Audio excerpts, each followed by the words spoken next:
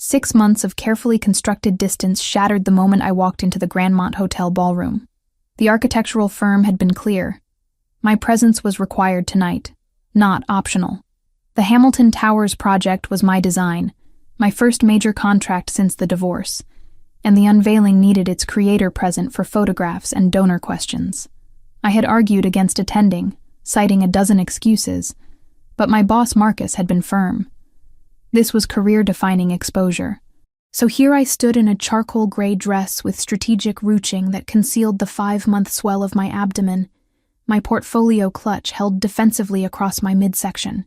The fabric was structured enough to hide what I needed hidden, at least under normal circumstances. But nothing about tonight felt normal.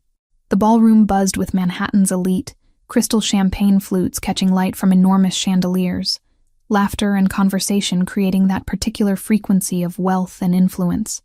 I recognized faces from magazine covers, politicians whose campaigns dominated election cycles, business moguls who shaped entire industries, and somewhere in this crowd, statistical probability whispered, he might be here too. Franco Pellegrini had significant real estate holdings throughout the city. Charity events like this, where developers networked and deals materialized over canapes, were exactly his territory. I had checked the guest list twice before agreeing to come, relieved when his name didn't appear. But guest lists were suggestions, not guarantees, especially for men like him. Camilla, there you are. Marcus appeared at my elbow, his hand light on my back as he steered me toward the front of the room. The presentation starts in 10 minutes. Are you ready? As ready as I'll ever be, I managed, fighting the urge to press my hand protectively over my stomach. The baby had started moving recently, gentle flutters that reminded me constantly of the secret I carried. Our secret, though the father didn't know he was a father. Marcus studied my face with the perceptiveness that made him an excellent boss and occasionally uncomfortable confidant. You look pale. Are you feeling all right? Just nervous, I lied smoothly, a skill I'd perfected over the past 5 months. Big crowd. You'll be brilliant. The Hamilton design is revolutionary, Camilla. Everyone's talking about it. This is your moment. If only he knew that my moment was currently doing somersaults inside me, completely oblivious to the complexity of its existence. The presentation stage sat at the far end of the ballroom, elevated slightly with professional lighting and a large screen for displaying architectural renderings. I took my position in the wings, watching the event coordinator introduce the evening's program. My hands trembled slightly as I smoothed down my dress one final time, checking that nothing revealed what I needed concealed. That was when I saw him. Franco stood near the bar, a tumbler of what I knew would be aged whiskey in his hand, surrounded by 3 men in dark suits who radiated the particular alertness of professional security. He wore black tonight, perfectly tailored. His dark hair swept back from features that still had the power to steal my breath even after 6 months of deliberate separation. At 35, he commanded space in a way that transcended mere physical presence, something about the set of his shoulders, the calculating patience in his dark brown eyes as they surveyed the room. My heart seized in my chest. He wasn't supposed to be here.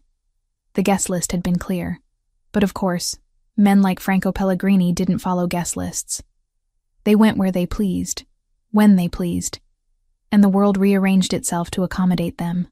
Our eyes met across the crowded ballroom, and I watched recognition flare in his expression. For a single suspended moment, everything else fell away. 6 months of silence, of rebuilding my life from the ashes of our destroyed marriage, of learning to exist without him, all of it compressed into the space between his gaze and mine. Then the event coordinator called my name, and I had no choice but to step onto that stage.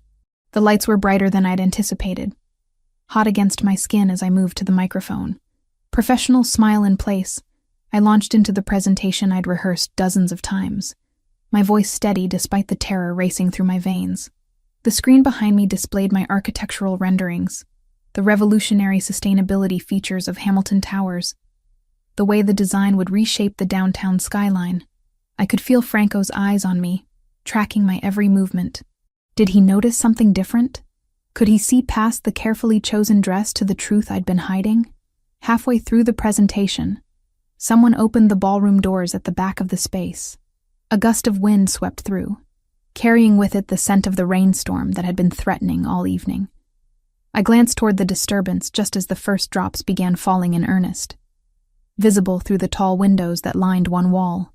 As you can see in this rendering, I continued, pulling my attention back to the presentation, the building's water reclamation system will reduce environmental impact by 40% compared to traditional construction. But the doors remained open, and within minutes, water tracked across the marble floors as late arrivals hurried inside, shaking umbrellas and brushing droplets from expensive coats. The temperature in the room dropped perceptibly, and I suppressed a shiver. When I moved to the side of the stage to point out specific features on the screen, my dress shifted with the motion. The damp air had begun to affect the fabric, making it cling in ways it hadn't when I'd checked my appearance in the mirror an hour earlier. I tugged at the material discreetly, trying to maintain the structured silhouette that had been carefully calculated to conceal.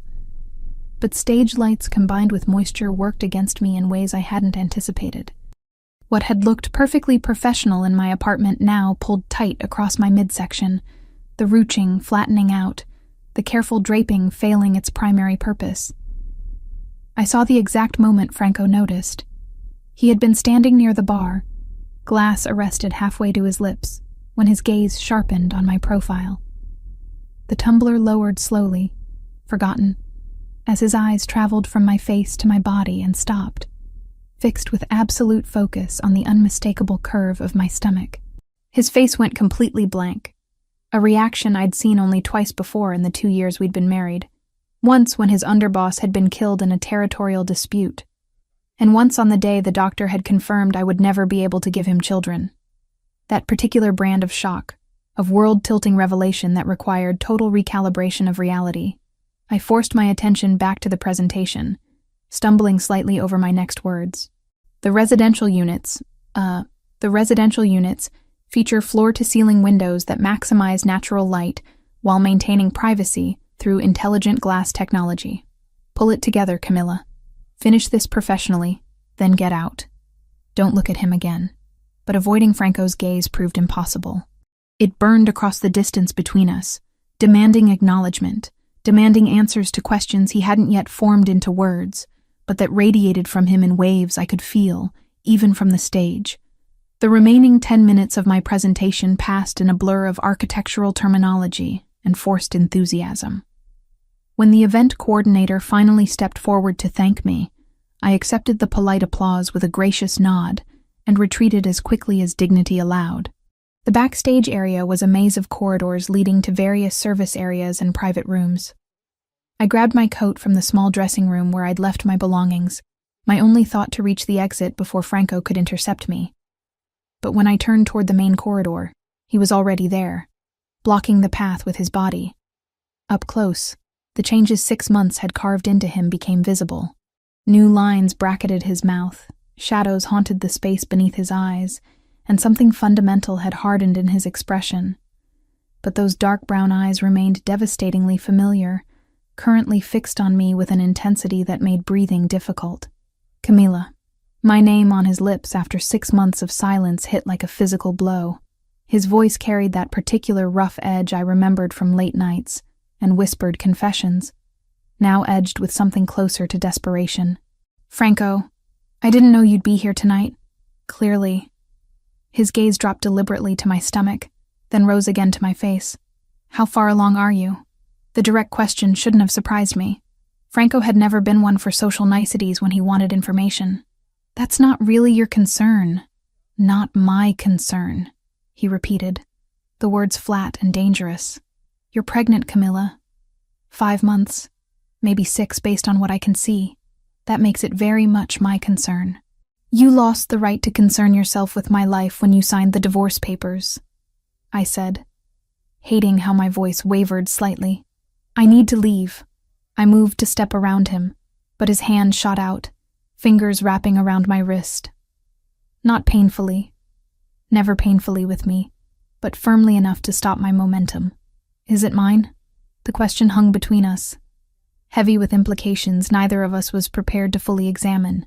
I met his eyes, seeing the war between hope and fear playing out in their depths, and made a decision I would question for weeks to come. No, The single syllable hit him like a bullet. I watched his face cycle through disbelief, hurt, and finally a cold fury that transformed his features into something remote and calculating. You're lying. I'm not. I met someone after the divorce. We didn't plan this, but it happened. The lies tasted bitter on my tongue, but necessary. Franco couldn't know this baby was his. He couldn't know that 2 weeks after signing papers that declared us legally separate, I'd stood in my bathroom staring at a positive pregnancy test, the universe's cruelest joke at our expense. Who? The question came out soft, lethal. Give me a name, Camila. That's none of your business. Everything about you is my business. His grip on my wrist tightened fractionally. You were my wife. You're carrying what you're telling me is another man's child, 6 months after our divorce. So yes, Cara, it's very much my business. The Italian endearment, casual and devastating, nearly broke my resolve. I'd missed that voice calling me Cara, amore, bellissima in moments of tenderness that seemed impossibly distant now. Let me go, Franco. Not until you tell me the truth. His other hand rose to cup my face, thumb tracing my cheekbone with a gentleness that contradicted the steel in his voice. I know every tell you have, every micro-expression when you're lying. Your left eye twitches slightly, right here. His thumb brushed just below my eye. And you're doing it now. Damn him for still knowing me so well. Believing what you want doesn't make it true. Then prove it. Take a paternity test. If this baby isn't mine, I'll walk away and never contact you again. The offer hung in the air between us, a trap I could see but couldn't quite figure out how to avoid. And if I refuse? His expression hardened further, becoming the face of the man who controlled a criminal empire through equal parts strategy and ruthlessness. Then I'll assume you're lying and act accordingly. Is that what you want, Camila? For me to insert myself into your life whether you cooperate or not? Over Franco's shoulder, I could see 2 of his men taking position at either end of the corridor. Not threatening, not yet, but making it clear that leaving wouldn't be as simple as walking past him. This was how it had always been with Franco. Soft words and gentle touches backed by the implicit reminder of the power he wielded. I discovered I was pregnant 2 weeks after we signed the divorce papers, I heard myself saying, the truth spilling out despite my best intentions to keep it contained. The doctor said it was impossible, but apparently medical science isn't infallible. By the time I knew, you'd already made it clear you didn't want a wife who couldn't give you children. So yes, Franco, this baby is yours. But you don't get to claim it just because biology says you contributed genetic material. The confession hit him visibly. His hand dropped from my face, both arms falling to his sides as he processed what I'd revealed. For a long moment, he simply stared at me, working through implications and recalibrations, his brilliant tactical mind sorting through the new information. You were going to keep this from me, he said finally, voice hollow. You were going to raise my child without ever telling me it existed. You divorced me because I couldn't give you an heir, I shot back, anger finally breaking through the careful control I'd maintained. You made it very clear that a wife who couldn't produce children had no place in your life or your family. So forgive me for not immediately running back to tell you the situation had changed. That's not Camila. That wasn't... He stopped, frustration evident in the tension of his jaw. We need to talk about this. Really talk. Not in a corridor backstage at a charity event. There's nothing to talk about. I'm keeping the baby. I don't need your money or your protection or anything else from you. Consider yourself absolved of all responsibility. Like hell I'm absolved. His voice rose slightly, then modulated back to that dangerous softness. That's my child you're carrying. My son or daughter. You think I'm going to just walk away and pretend it doesn't exist? That's exactly what I think you'll do, because you're very good at walking away when things don't meet your expectations. The bitterness in my voice surprised even me. Franco flinched, the words landing exactly as I'd intended. I'm not walking away from this, from you, not again. You don't get to decide that. Watch me. He pulled out his phone, typed something quickly, then pocketed it again. My car is outside. You're getting in it? We're going somewhere we can discuss this privately, and we're going to figure out what happens next. I'm not going anywhere with you, Franco. Those days are over. Your apartment is 12 blocks from here and it's pouring rain. You're pregnant, exhausted from that presentation, and trying to walk home in heels that are clearly killing your feet. Stop being stubborn and get in the car. The fact that he was right about all of it only made me angrier. How do you even know where I live? Have you been having me followed? His silence was answer enough. Of course you have. Because respecting boundaries has never been your strong suit. I jerked my arm free from his grip, which had loosened during our argument. Stay away from me, Franco. I mean it. Whatever we were, whatever we might have been, it died when you signed those divorce papers. This baby and I will be just fine without you. I pushed past him before he could respond, moving as quickly as my heels and pregnancy would allow. His men shifted as I approached, but Franco must have given them some signal because they stepped aside, letting me pass without interference. The ballroom had mostly emptied, just staff cleaning up and a few lingering guests finishing conversations. I grabbed my umbrella from the coat check and stepped out into the storm, welcoming the cold shock of rain against my overheated skin. Behind me, I heard Franco call my name one more time, but I didn't turn around. Couldn't turn around. Because if I looked back at him standing in that doorway with devastation written across his features, I might do something catastrophically stupid like admit I'd never stopped loving him. The 12 blocks home passed in a blur of rain and regret, my mind replaying the confrontation on an endless loop. Franco knew now. The secret I'd guarded for 5 months was out, and there was no putting it back. Whatever came next would reshape both our lives in ways I couldn't predict, and wasn't sure I was prepared to handle. But as I finally reached my building, soaked through and shivering, I looked up to see a familiar black car idling across the street. Franco hadn't followed me directly, but he'd ensured I got home safely. Even now, even angry and hurt and blindsided, he was protecting me. That realization terrified me more than anything else that had happened tonight. Morning light filtered through my apartment windows when the knock came, firm and unmistakable. I'd been awake since 5, unable to sleep after seeing that black car stationed outside my building all night. Part of me had known Franco wouldn't simply accept my dismissal at the charity event. Men like him didn't walk away from revelations that upended their understanding of reality. I opened the door to find him standing there with another man, older, carrying a leather briefcase that screamed expensive attorney. Franco looked like he hadn't slept either, still wearing the black suit from last night, though his tie was gone and the top buttons of his shirt were undone. His dark brown eyes tracked over me with clinical assessment, cataloging details with the precision I remembered from our marriage. "We need to talk," he said without preamble. "May we come in? Do I have a choice?" I stepped aside, gesturing them into my modest living space. The contrast between Franco's tailored presence and my simple furniture was stark, a physical manifestation of how far apart our lives had become. The attorney introduced himself as Richard Thornton, spoke briefly about confidentiality and legal representation, then produced documents from his briefcase with practiced efficiency. "Mr. Pellegrini would like to request a paternity test. The procedure is non-invasive, requiring only a blood sample from you and Mr. Pellegrini. Results take approximately 3 days, and if I refuse?" I remained standing, arms crossed defensively over my chest. "Then we proceed through legal channels, which will be considerably more unpleasant for everyone involved." Thornton's tone was professional, but left no doubt about the seriousness of the situation. Franco, who had been silent since entering, finally spoke. "Camilla, please. I'm not asking as what I am in the rest of my life. I'm asking as a man who just discovered he might be a father. I need to know the truth." The vulnerability in his voice caught me off guard. This wasn't the crime boss who commanded fear and respect throughout Manhattan. This was the man I'd fallen in love with. The one who existed in quiet moments between us, stripped of armor and pretense. "Fine," I heard myself say. "When and where?" Thornton handed me a card.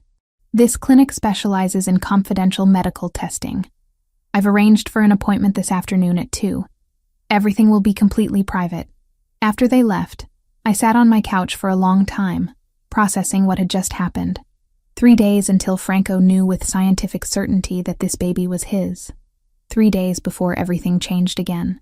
The clinic was located in a discreet medical building in the Upper East Side, the kind of place where celebrities and wealthy clients went for procedures they didn't want publicized. A nurse led me to a private room where Franco already waited, his sleeve rolled up, a small bandage visible on his inner elbow. "Your turn," the nurse said pleasantly, preparing the blood draw with professional efficiency. I watched the dark red fill the vial, taking with it any hope I'd had of keeping this secret contained. Franco walked me out afterward, his hand light on my lower back in a gesture so familiar it made my chest ache. 3 days, he said quietly as we reached my car. Then we figure out what comes next. There's nothing to figure out, Franco. Biology doesn't erase 6 months of separation. It changes everything, and you know it. His fingers tightened slightly against my back. That's my child you're carrying, Camilla, my son or daughter. You think I'm going to stand aside and watch from a distance? I think you're going to do what you always do. Try to control the situation. Make decisions without consulting me. Assume you know what's best. The bitterness leaked through despite my attempt at neutrality. That's not fair, isn't it? You divorced me without even discussing alternatives. Signed papers that destroyed our marriage because I couldn't meet your family's expectations for an heir. So forgive me for not trusting your sudden interest now that circumstances have changed. He flinched at the accusation, but didn't deny it. I made mistakes, Camilla. I'm not asking you to forget that. But this baby deserves better than parents who can't even have a civil conversation. That night, unable to sleep again, I did what I'd been avoiding for months. I pulled out the box of documents from our marriage, the medical records from the fertility specialist we'd consulted, the test results that had declared me definitively infertile. Looking at them with fresh eyes, no longer clouded by grief and self-blame, I noticed inconsistencies I'd missed before. The dates on some reports didn't align properly. One test showed my hormone levels as critically low, but a test performed just 2 weeks earlier at my regular doctor's office showed completely normal results. I'd been so devastated by the diagnosis, so willing to believe I was broken, that I hadn't questioned the discrepancies. The next morning, I made an appointment with a different fertility specialist, bringing all my old records. Doctor. Sarah Mitchell reviewed everything with meticulous attention, her expression growing increasingly troubled. "Ms. Wells, these results don't make sense," she finally said, tapping the file from our original doctor. "Your baseline blood work from your general practitioner shows perfectly normal ovarian function. But then suddenly, according to this specialist, you have the hormone levels of someone in menopause. That's not medically possible without significant trauma or disease, neither of which is evident in your history. What are you saying?" "I'm saying these results appear to have been altered or falsified. I'd like to run my own tests, but based on your current pregnancy, I think we both know you're not infertile." She leaned forward, concern evident in her eyes. "Ms. Wells, someone lied to you.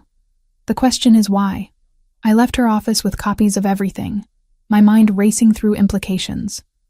Who would benefit from convincing Franco and me that I couldn't have children? Who had access to alter medical records? And most importantly, was this connected to Franco's world in ways I'd never considered? The third day arrived with excruciating slowness. I was reviewing architectural plans at my apartment when Franco appeared at my door.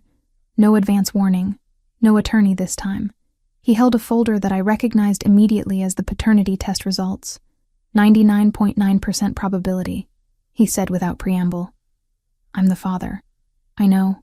I stepped aside to let him enter, then handed him the folder Dr. Mitchell had prepared. "But you need to see this." I watched him read through the documents, saw the exact moment comprehension dawned. His face went through a series of transformations, confusion giving way to understanding, and then to cold, lethal fury. "Someone falsified your fertility tests." It wasn't a question. "Dr. Foster, the specialist we consulted, these are his reports, and they don't match any of my other medical records. Someone paid him to lie to us, Franco, to destroy our marriage by making us believe I couldn't give you children." He was already pulling out his phone, barking orders in Italian too rapid for me to follow completely, but I caught enough.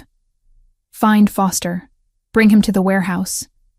I want every financial record, every communication, everything. Franco, wait. We should go to the authorities. File a complaint with the medical board." No.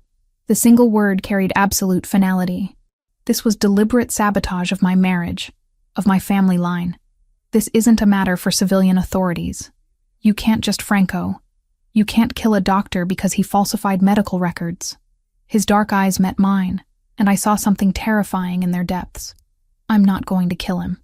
I'm going to find out who paid him and why. Then I'll decide what happens next. This is exactly what I mean.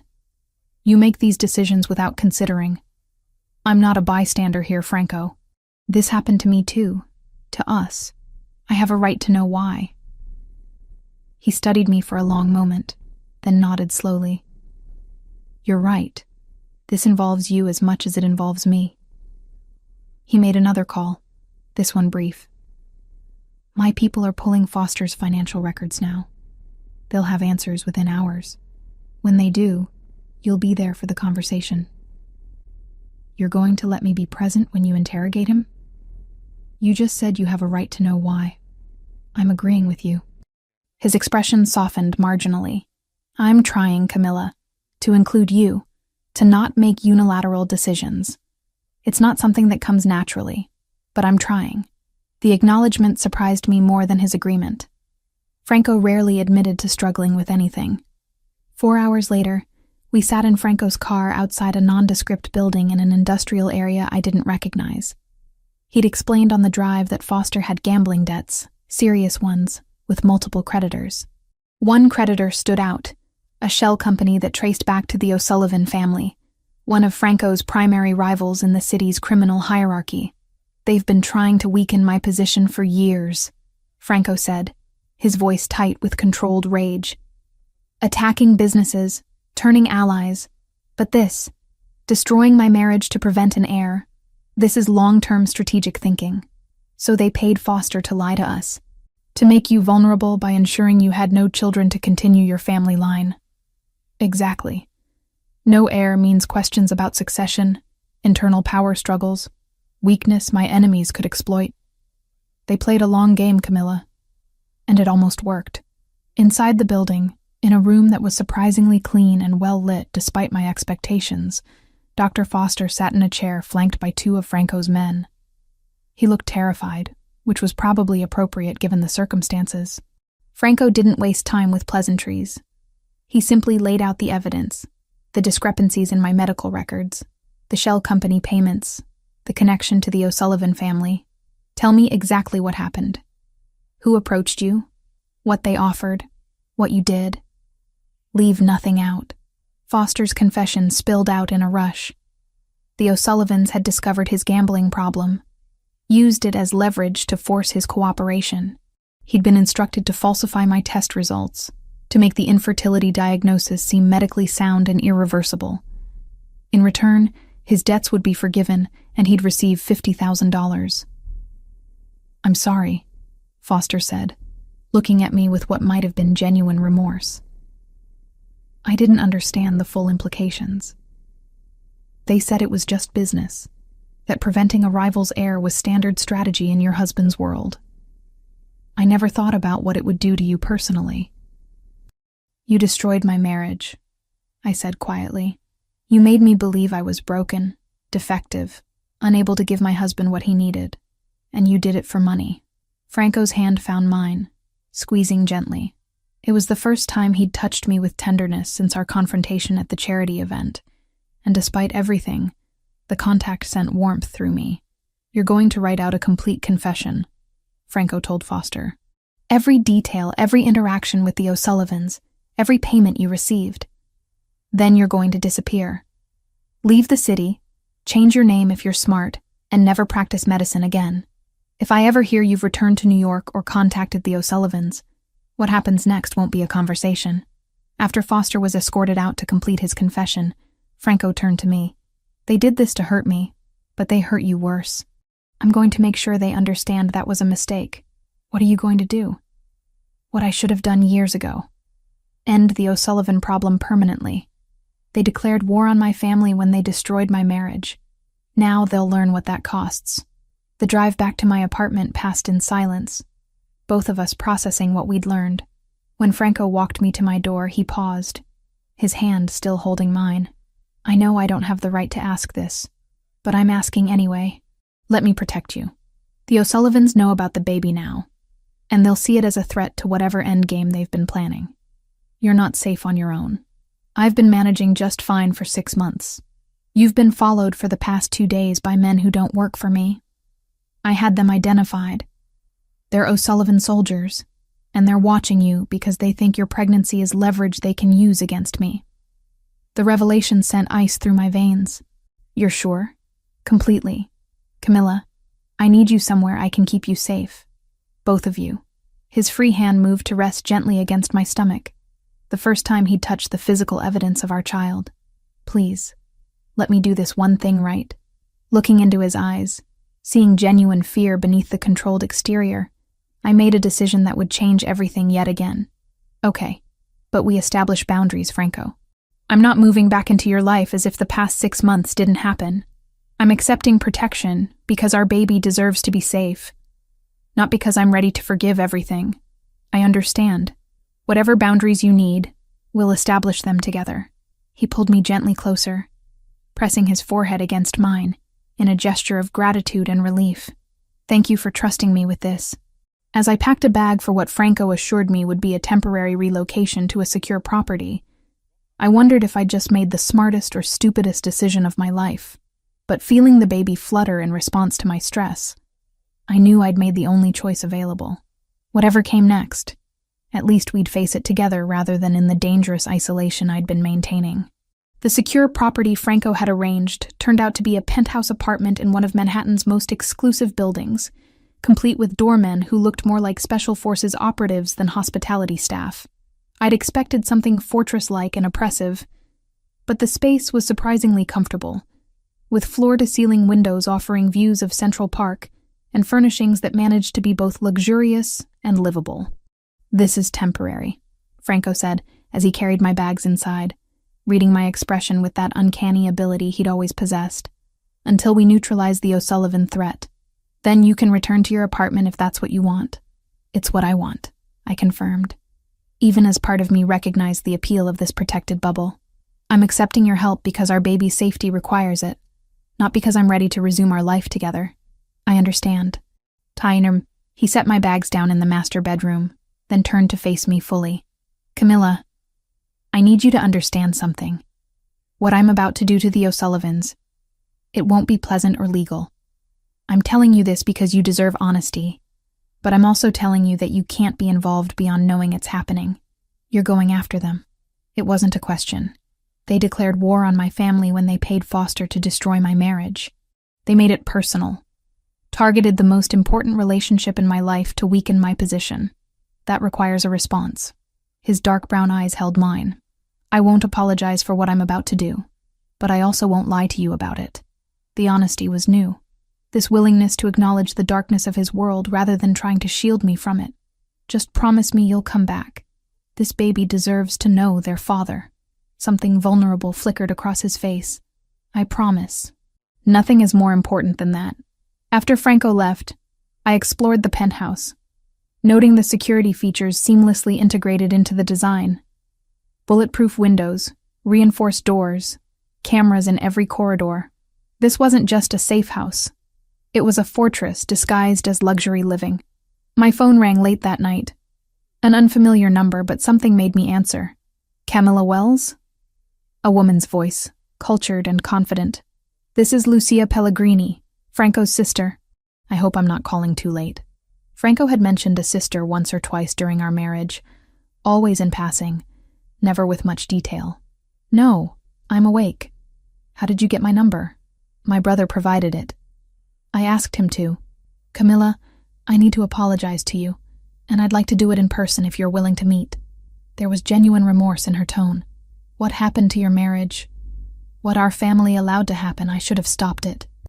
I should have fought harder to make Franco see reason. We agreed to meet the following afternoon at a cafe near the penthouse. Lucia arrived precisely on time. A woman in her early 30s with Franco's dark hair but softer features, dressed in understated elegance that spoke of old money and good taste. Thank you for coming, she said, as we settled into a quiet corner booth. I wasn't sure you would, given everything. I'm curious, I admitted. Franco rarely spoke about his family beyond business obligations. That's Franco. He compartmentalizes everything, keeps the personal and professional separate even when they shouldn't be. Lucia ordered espresso, then turned her full attention to me. I need you to understand that I knew. When the fertility issue started, when the pressure from our family mounted, I watched my brother slowly destroy the best thing in his life because he couldn't see past his obligations to produce an heir. You tried to stop him? Not hard enough. I told him he was making a mistake, that divorcing you would be something he'd regret forever. But Franco has this stubborn streak, this inability to show vulnerability. He convinced himself that letting you go was noble, that you deserved someone who could give you a normal life and children. She paused, emotion evident in her voice. He's been miserable for 6 months, Camilla. Absolutely destroyed by what he did. Then why didn't he fight for me? Why did he just sign the papers and walk away? Because he thought that's what you needed. Franco doesn't understand love the way normal people do. He sees it as responsibility, as protection, as making hard decisions for someone else's benefit. The idea that you might have wanted him despite the infertility diagnosis, that you might have been willing to build a different kind of life together, it never occurred to him. I absorbed this, processing a perspective on Franco's motivations I hadn't considered. You said you should have fought harder. What does that mean? I should have told him that family legacy and heirs don't matter if you're alone at the end, that our father's obsession with continuing the bloodline cost him everything that mattered, and Franco was repeating those mistakes. Lucia reached across the table, her hand covering mine. I'm telling you now what I should have told him then. You were the best thing that ever happened to my brother. You made him human in a world that demands he be a monster. And I will spend however long it takes making sure this time he doesn't lose you again. The sincerity in her voice caught me off guard. Why are you telling me this? Because you're carrying my niece or nephew, and because you deserve to know that you have allies in the Pellegrini family beyond just Franco. Whatever boundaries you need to establish with him, whatever time you need to heal, I'll support that. But I also want you to know that he loves you, Camilla. Desperately, completely, in the only way he knows how. Over the following weeks, Lucia became a genuine friend, someone I could talk to about the complicated reality of carrying Franco's child while still processing the pain of our divorce.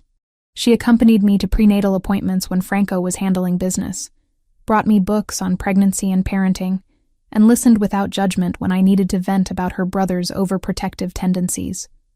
Because Franco, despite his promise to respect boundaries, was present in ways that blurred the lines we'd established. He appeared at my prenatal appointments with uncanny timing, sitting quietly in the corner while the doctor checked the baby's heartbeat and measured my growing belly. He never intruded, never made demands, but his presence was a constant reminder of what we'd been and what we might become again. The baby's measuring perfectly, Dr. Mitchell announced at my 20-week appointment, the ultrasound screen showing a tiny profile and moving limbs. Would you like to know the sex? I glanced at Franco, who had risen from his chair to stand beside me, his eyes fixed on the screen with an expression of wonder I'd never seen before. What do you think? Your choice, he said quietly. Whatever you want to know or not know, I'm fine with. Let's find out. I turned back to the doctor. We'd like to know. It's a girl. Dr. Mitchell smiled as she pointed to specific markers on the screen. A healthy, active little girl. Franco's hand found mine, squeezing gently, and when I looked up at him, there were tears in his dark eyes. A daughter, he whispered. We're having a daughter. The vulnerability in his voice, the pure joy mixed with fear, made my own eyes well up. For this moment, the past 6 months fell away, and we were just two people marveling at the life we'd created together. After the appointment, Franco walked me back to the penthouse, his hand on my lower back in that protective gesture I'd never quite managed to hate. Thank you, he said as we reached my door, for letting me be there for that. She's your daughter too. You have a right to these moments. I know, but you didn't have to allow it. You could have kept me at a distance, only informed me of medical necessities. The fact that you're including me means everything, Camilla. I studied his face, noting the changes 6 months had carved into his features. He looked older, wearier, but also somehow more present than he'd been during our marriage. Lucia said you've been miserable since the divorce. My sister talks too much. But there was no heat in the words. Though she's not wrong. Walking away from you was the hardest thing I've ever done. And I've done some very hard things in my life. Then why did you do it? Because I believed you deserved better than a broken marriage with a man who couldn't give you what you needed. Children, specifically. The ability to build a normal family without the complications my world brings. He leaned against the doorframe, exhaustion evident in his posture. I was wrong, obviously. But at the time, it seemed like the noble choice. It wasn't noble, Franco. It was cowardly. You made a unilateral decision about our marriage without consulting me, without considering that I might have wanted to fight for us despite the obstacles. I know that now. He met my eyes. No defensiveness, just acknowledgement. I'm trying to be different this time. To include you, to respect your choices, to not assume I know what's best. It doesn't come naturally, but I'm trying. The admission, combined with the evidence of his changed behavior over the past weeks, softened something in my chest that I'd been keeping deliberately hardened. I know you are, and I appreciate it, even when I'm too stubborn to say so. A week later, Franco arrived at the penthouse earlier than usual, his expression grim, in a way that immediately put me on alert. We need to talk about security measures. The situation with the O'Sullivans has escalated. How so? He pulled out his phone, showing me surveillance photos of men watching the building where my old apartment was located. They've increased presence around your former residence. They don't know you've relocated yet, but they're clearly planning something. What kind of something? The kind where they take you to use as leverage against me. Force me to cede territory or make concessions in exchange for your safe return. His jaw tightened. It's a strategy that's worked against other families. They're betting I won't risk your life or the baby's. So what do? I'm going to end this. Permanently. The O'Sullivan family has been a problem for years. But this, targeting you, targeting our child, that crosses a line I can't allow to remain uncrossed. He pocketed his phone. I wanted you to know before I moved forward. And I wanted to make sure you understand that things might get dangerous in the short term before they get safer. How dangerous? There will be retaliation attempts. The O'Sullivans won't go quietly. That's why I need you to stay here, in this building, with security present at all times. No exceptions, Camilla. Not until this is resolved. The request was reasonable given the circumstances, but it still chafed. I have work, Franco. Projects I'm responsible for. Work remotely. I'll provide whatever equipment or resources you need, but I can't protect you if you're moving around the city unpredictably. He moved closer, his hands framing my face with surprising gentleness. Please, I can't lose you again. And I can't lose our daughter before she's even born. Let me keep you both safe. Looking into his eyes, seeing the genuine fear beneath his controlled exterior, I found myself agreeing.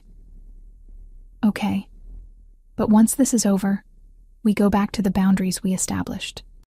I'm not becoming a permanent prisoner in a gilded cage. Once this is over, you can have whatever boundaries you need. I just need you alive to establish them. Over the next 2 weeks, I worked from the penthouse while Franco orchestrated whatever moves he was making against the O'Sullivan family. He didn't share details, keeping me deliberately separate from the violence I knew was happening beyond my protected bubble. But I saw the evidence in his face when he visited, the exhaustion and occasionally visible bruises that spoke of physical confrontations. Lucia visited regularly, keeping me company and providing updates that Franco wouldn't. He's being careful, she assured me one afternoon as we sat reviewing paint samples for the nursery I'd started planning. More careful than usual, actually. Normally, Franco leads from the front, but this time he's directing operations remotely as much as possible. Because of the baby, I guessed. Because of you and the baby. He's terrified of something happening to him before she's born, of you raising his daughter alone. Lucia set down the paint samples. My brother has faced death dozens of times in his career, Camilla. But I've never seen him afraid of it until now. The revelation settled heavily in my chest. Franco had always seemed invincible during our marriage, untouchable by the dangers of his world. Knowing he was now vulnerable, that our daughter had given him something to lose that made him cautious, changed something in how I viewed his current actions. That night, Franco appeared at the penthouse later than usual, a fresh cut above his eyebrow and blood on his shirt cuff, that I hoped wasn't his. "It's done," he said without preamble. "The O'Sullivan leadership has been neutralized. Their organization is in chaos, and they won't be targeting anyone for the foreseeable future." "Neutralized how?" "In ways you don't need details about. But they're no longer a threat to you or our daughter. That's what matters." I studied him. This man who'd just done terrible things to protect me and our unborn child. "Did you kill them?" "Some. Not all. The ones who directly ordered the hit on Foster and planned your kidnapping. Yes. The rest? I've given them the option to leave the city or face similar consequences." His expression was remote, shuddered in a way that reminded me he existed in a world where violence was currency, and death was negotiable. "I should be horrified," I said quietly. "I should be repulsed by what you've done. But you're not." It wasn't a question. "I'm a mother trying to protect her child. You're a father who eliminated threats to his family. I don't condone the methods, Franco, but I understand the motivation." I moved closer, reaching up to examine the cut on his face. "You're hurt." "It's nothing. Surface wound. Let me clean it anyway." I guided him to the bathroom, pulling out the first aid kit I'd found stocked in the cabinet. As I carefully cleaned the wound, Franco watched me with an intensity that made my hands tremble slightly. "I bought an apartment in your building," he said as I applied antibiotic ointment. 3 floors above this one. "I know you want your own space, and I'm respecting that, but I also can't be far from you right now. This is my compromise, Kara. Close enough to protect you, distant enough to give you the independence you need." The endearment slipped out naturally, and for once I didn't correct him. "When did you buy it?" 2 weeks ago. I've been having it furnished, making it livable. I'll show it to you if you want, once you're cleared to move back to your apartment." "So, I can go home now? The threat is really over?" "The immediate threat, yes. But there will always be other threats, Camilla. That's the reality of my world. And by extension, yours now that you're carrying my child." His hand came up to cover mine where it rested against his face. "I need you to understand what you're accepting. If you allow me to be part of this baby's life, the danger doesn't end. It just becomes manageable. I'm not sure I have a choice. You're her father, Franco. I can't change that even if I wanted to. You do have a choice. You could disappear, change your name, raise her somewhere I'd never find you. I'd let you go if that's what you truly wanted. If you believed she'd be safer without me in her life, I wouldn't fight you." The raw honesty in his voice made my throat tight. "But I'm asking you not to. I'm asking for the chance to be a father, to be present for her in ways my father never was for me. And I'm asking for the possibility that someday you might be able to forgive what I did and give us another chance." Looking into his eyes, seeing the vulnerability he rarely allowed anyone to witness, I made a decision that would shape all our futures. "I'm not ready to forgive you yet. What you did, divorcing me without really trying to fight for us, that hurt too deeply for quick forgiveness. But I'm willing to let you be present in our daughter's life, to co-parent with you. And maybe, over time, we'll figure out what that means for us." The relief that flooded his expression was almost painful to witness. "That's all I'm asking for. Time and proximity. The rest, we'll figure out together." As he left that night, I watched him go with conflicting emotions. Part of me still resented him for the 6 months of pain he'd caused. But another part, the part that remembered loving him with desperate intensity, recognized that he was trying to change, to be better. Whether that would be enough remained to be seen. But for now, for our daughter's sake, I was willing to find out. 7 months pregnant felt different than 6 months. The baby moved constantly now, little feet pressing against my ribs at inconvenient moments, and standing for more than 20 minutes left me breathless. I'd returned to my apartment 2 weeks earlier, Franco keeping his promise about the purchased unit 3 floors above mine. Close, but not intrusive. This morning, I'd driven myself to the architectural firm's offices for the first time in weeks, needing to review physical blueprints for a project that couldn't be handled remotely. The meeting had gone well, my design for a sustainable housing development winning approval from the city planning committee. I'd felt almost normal, professionally competent in a way that had nothing to do with being Franco Pellegrini's ex-wife or the mother of his unborn child. That normalcy shattered at 3:47 p.m. when the explosion threw me against the conference room wall. The blast came from the parking garage beneath the building, powerful enough to shake the entire structure and shatter windows on the lower floors. Alarms shrieked immediately, and someone was pulling me toward the emergency stairs, their voice distant beneath the ringing in my ears. "Camilla, can you walk? We need to evacuate now." I managed to nod, one hand protectively covering my stomach as we joined the stream of people flooding down the stairwell. My legs felt weak, adrenaline making everything sharp and surreal simultaneously. When we finally emerged onto the street, fire trucks were already arriving, and smoke billowed from the garage entrance. "That's your car," Marcus said beside me, his face pale as he pointed toward the garage. "Camilla, that's your parking space." My phone was ringing before I could process what he'd said. Franco's name flashing on the screen with an urgency that suggested he already knew what had happened. "Are you hurt?" No greeting, no preamble, just the sharp edge of barely controlled panic. "I'm fine. The baby's fine. We were upstairs when it happened. Stay exactly where you are. I'm sending a car. Don't get in any other vehicle. Don't go back inside that building. Don't talk to police until my attorney arrives." "Do you understand me, Camilla?" The authoritative tone should have annoyed me, but right now, with my car presumably destroyed and the implication of targeted violence sinking in, I found it oddly comforting. "I understand. 5 minutes. The car will be there in 5 minutes." He paused, and when he spoke again, his voice had shifted to something rawer. "Thank God you weren't in the garage. Thank God." The line went dead, and I stood on the sidewalk watching emergency responders work, trying to comprehend that someone had just tried to kill me and my unborn daughter. Marcus stayed with me until Franco's car arrived, a black SUV that pulled up with 2 men who immediately flanked me with professional efficiency. "Ms. Wells, we need to get you somewhere secure. Mr. Pellegrini is waiting."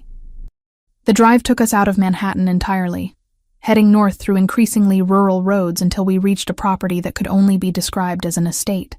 High walls surrounded acres of manicured grounds, security checkpoints at the entrance manned by personnel who looked more military than civilian. The mansion itself sat at the center, 3 stories of stone and glass that managed to be both beautiful and unmistakably fortified. Franco met me at the front entrance, and for the first time since our divorce, I saw genuine fear in his expression. He pulled me into his arms without asking permission, holding me tight enough that I could feel his heart racing against my cheek. "You're safe now," he murmured into my hair. "I've got you. Both of you." I let myself lean into him, accepting comfort I'd been too proud to seek before. "It was the O'Sullivans, wasn't it? You said they were neutralized. Their leadership was. But organizations don't die just because you remove the head. There are always ambitious underlings looking to make a name for themselves." He pulled back enough to look at me, his hands framing my face. "This is my fault. I should have anticipated retaliation, should have kept you in secure housing longer. You can't predict everything, Franco. I should have predicted this. Targeting you is the obvious move for anyone wanting to hurt me." His thumbs traced my cheekbones gently. "I need you to stay here, not for a few days or a few weeks, until the baby is born, and I can guarantee no one else is planning to finish what they started today." The request was reasonable given someone had just blown up my car. "What about my work? My life? Work remotely again. I'll have everything you need brought here. Whatever equipment, whatever files, whatever makes you comfortable. But please, Camilla, don't fight me on this. I can't protect you if you're moving around the city." Looking at him, seeing the desperation beneath his controlled exterior, I made a decision that would have seemed impossible weeks earlier. "Okay, I'll stay." The relief that washed over his face was immediate and profound. "Thank you. I promise. Once she's born and things are stable, you can have whatever independence you need. But right now, keeping you both alive is my only priority." Over the following days, I discovered sides of Franco I'd never seen during our marriage. He'd taken time away from his business operations to be present at the estate, and rather than the distant, preoccupied man I remembered, he was attentive in ways that surprised me. He cooked breakfast every morning, traditional Italian dishes his mother had taught him years ago, serving me at the large kitchen table with casual domesticity that felt surreal. "You need to eat more," he'd say, placing another serving of frittata on my plate. The baby is growing. You're too thin. I'm 7 months pregnant, Franco. I'm not thin. You're beautiful. And you need more protein. He'd sit across from me, watching to ensure I actually ate, occasionally reaching over to squeeze my hand as if confirming I was really there. The nursery he'd prepared occupied a suite of rooms on the second floor, connected to the master bedroom by a door that could remain open or closed as needed. I'd expected typical wealthy excess, but instead found thoughtful practicality. A rocking chair positioned near windows with views of the gardens, blackout curtains for daytime naps, a changing table stocked with supplies organized with military precision. "When did you do all this?" I asked, running my hand over the crib rail he'd clearly assembled himself, based on the instruction manual still sitting on the dresser. "Over the past few weeks. Lucia helped with the decorating choices, but I wanted to build the furniture myself." He stood in the doorway, watching me explore. "I read that babies respond to consistency, familiar surroundings. I wanted her to have a space that felt permanent, even if the situation is temporary." "You've been reading parenting books?" He actually looked embarrassed. A rare expression on Franco Pellegrini. 3 of them. The one about the first year was particularly enlightening. Apparently, I have a lot to learn. The vulnerability in his admission made my chest ache. This was the man I'd fallen in love with. The one who existed beneath layers of control and danger. We both have a lot to learn. Neither of us has done this before. No, but we'll figure it out together. He moved closer, his hand coming to rest on my swollen belly. "She's moving. She does that constantly now. Usually when I'm trying to sleep." I covered his hand with mine, feeling our daughter kick against our joined palms. "She's active like her father, or stubborn like her mother." His dark brown eyes met mine, warm with affection I hadn't seen in months.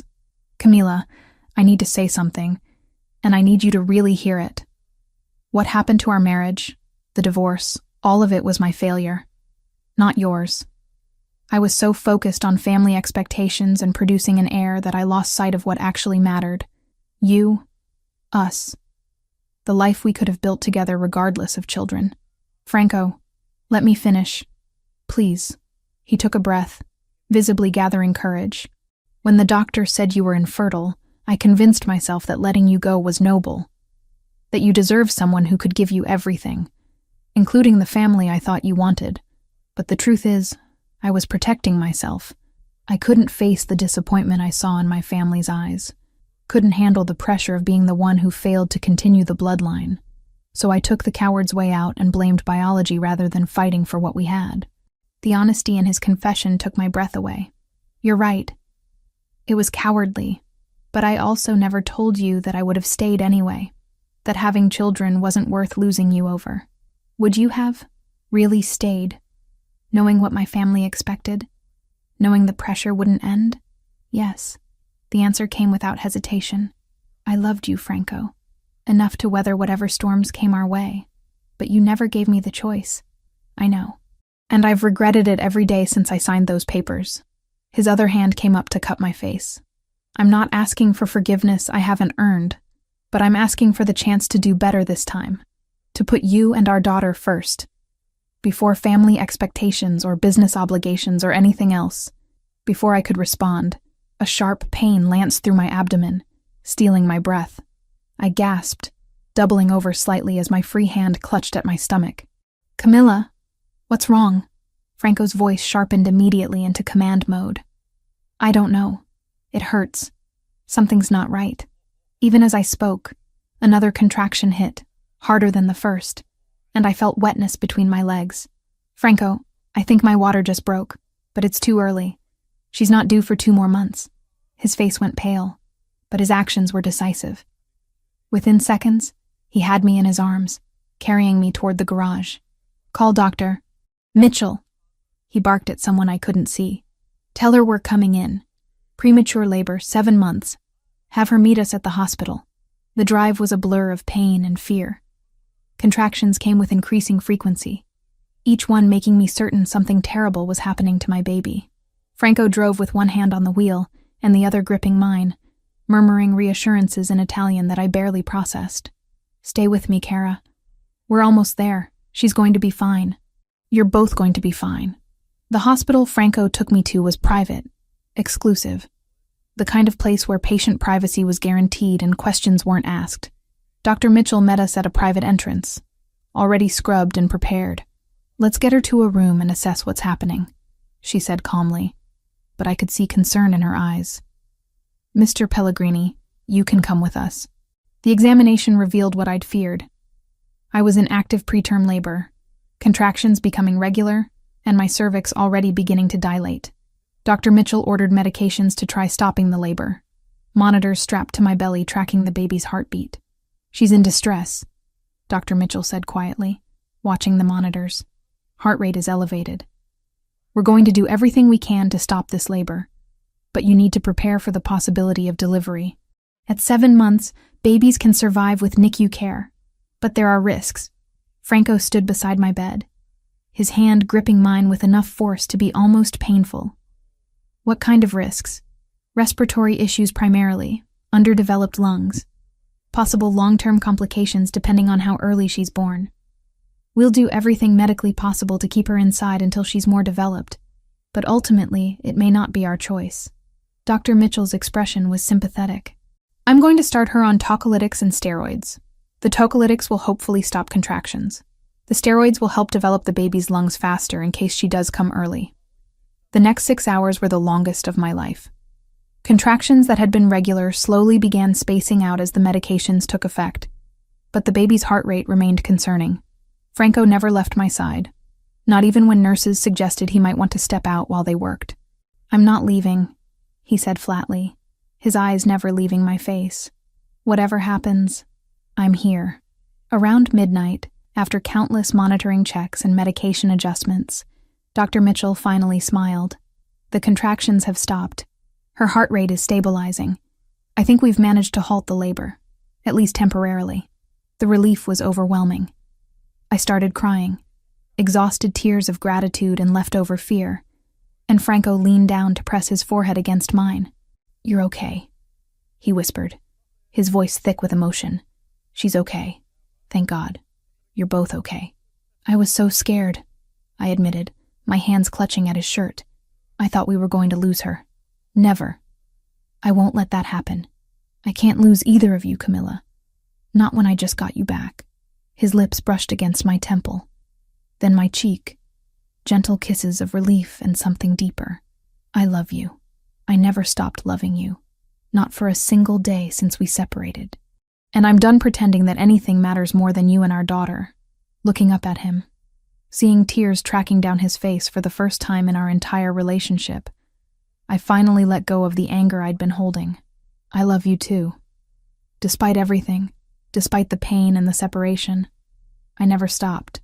When he kissed me, it was nothing like the passionate encounters from our marriage. This was tender, careful, loaded with 6 months of longing and the terrifying knowledge of how close we'd come to losing everything. His hand cradled my face like I was something precious and fragile, and I kissed him back with all the emotions I'd been suppressing. "We're going to do this right," he said when we finally pulled apart. "No more running. No more making decisions alone. We're going to be a family, the 3 of us. And nothing is going to take that away. Promise me something," I said, my hand covering his where it rested on my stomach. "Promise you'll be present. Really present. Not just physically here, but emotionally available. Our daughter deserves a father who shows up for her. I promise. Whatever it takes. Whatever I have to change about my life or my business, I'll do it. You and her. You're my priority now." His dark eyes held mine with absolute certainty. "I failed you once, Camilla. I won't make that mistake again." As I drifted off to sleep hours later, Franco still holding my hand from the chair he'd pulled beside the hospital bed, I believed him. Not because he'd said the right words, but because I'd seen the terror in his eyes at the possibility of losing us. That fear had stripped away every defense and pretense, revealing the man beneath. And that man, vulnerable and devoted, was someone I could build a future with. The doctor's orders were absolute. Complete bed rest for the remainder of my pregnancy. No stress, minimal activity, constant monitoring. What had started as preterm labor at 7 months could easily happen again, and next time we might not be able to stop it. So I found myself confined to Franco's estate, spending most days in the bedroom with books and architectural plans spread across the bedding, trying to maintain some semblance of productivity. Franco had become a different person in the 3 days since the hospital scare.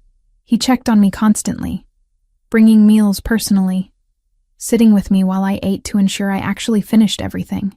At night, he slept in a chair beside the bed rather than risk disturbing my rest, though I'd told him repeatedly that was unnecessary.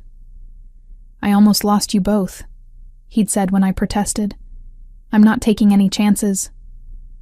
But beneath his attentiveness, I could see cold fury building. The bombing of my car hadn't been random violence. It was a calculated attempt on my life and our daughters, and Franco wasn't the type of man who let such attacks go unanswered. On the 4th morning, he appeared in the bedroom doorway dressed for business, his expression set in lines I recognized from our marriage. This was Franco Pellegrini, the crime boss, not Franco, the worried father-to-be. "I'm calling a meeting with the 5 families," he said without preamble. "The O'Sullivans violated every code we operate under when they targeted a pregnant woman. That requires a response, and I want it sanctioned by everyone who matters in this city." "What kind of response?" "The permanent kind. Their organization will cease to exist by the end of the month." He came to sit on the edge of the bed, his hand finding mine. "I know you don't approve of violence, Camilla, but this is my world, and in my world, what they did demands consequences." I squeezed his hand, understanding even if I didn't fully condone it. "Just be careful. Our daughter needs her father. She'll have him. I promise you that." After Franco left for his meeting, Lucia arrived to keep me company, bringing pregnancy magazines and a determination to distract me from worrying. We'd grown genuinely close over the past weeks, and I'd come to value her friendship as much as her insights into Franco's complicated psyche. "He's going to war," I told her as she settled into the chair Franco had vacated. "Full scorched earth against the O'Sullivans. Good. They tried to kill you and my niece. They deserve whatever Franco does to them." Lucia's expression was fierce, reminding me she was a Pellegrini too, raised in the same ruthless world as her brother. But knowing Franco, he won't just attack directly. He'll be strategic about it, hit them where it causes maximum damage with minimum risk to our people.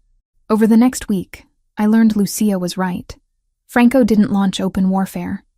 Instead, he began systematically dismantling the O'Sullivan empire through channels that seemed almost legitimate. Business deals fell through. Shipments were mysteriously delayed or seized by customs. Key allies suddenly withdrew support. It was surgical and devastating, watching from the sidelines as an entire criminal organization slowly collapsed. But something felt wrong. Despite being confined to the estate with round-the-clock security, I couldn't shake the feeling of being watched, not by Franco's men, but by someone else. Someone whose presence felt invasive rather than protective.